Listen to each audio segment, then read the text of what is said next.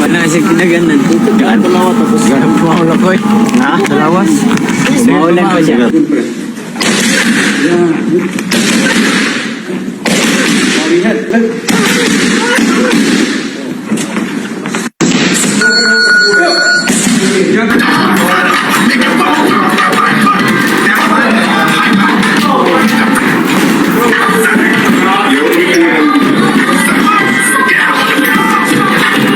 Baka bukas. Baka mamayang hapon darating siya mga alas 2. Dahil nabalahaw ang labang Mark Magsayo versus Hernandez, Mark Magsayo muling kakasa sa undercard ng Manny Pacquiao versus Mario Barrios.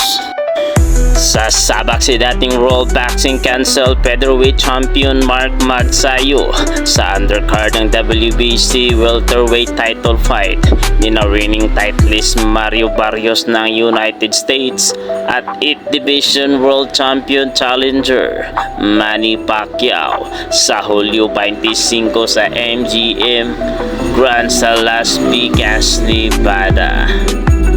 Nabalaho ang pakikipag-upakan ni Magsayo kay Eduardo Hernandez ng Mexico para sa Junior Lightweight Elimination Bout upang maging mandatory challenger ni WBC titleist American Usyaki Poster. Kasalukuyang hinahanapan ng laban ng MP Promotions si Magsayo bilang supporting bout sa comeback fight ng Pinoy Ring Icon. Nakatakdang sumabay sa ensayo si Magsayo sa training camp ni Pacquiao sa Wildcard Gym sa Los Angeles, California sa mga darating na araw. Kasama ang anak na huli na si Emmanuel Pacquiao Jr.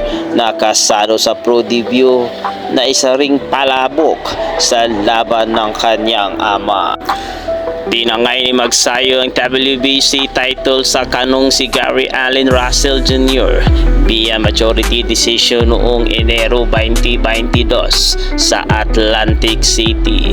Pero 6 na buwan lang hinahawakan ang korona na inagaw ni Rey Vargas ng Estados Unidos sa Texas.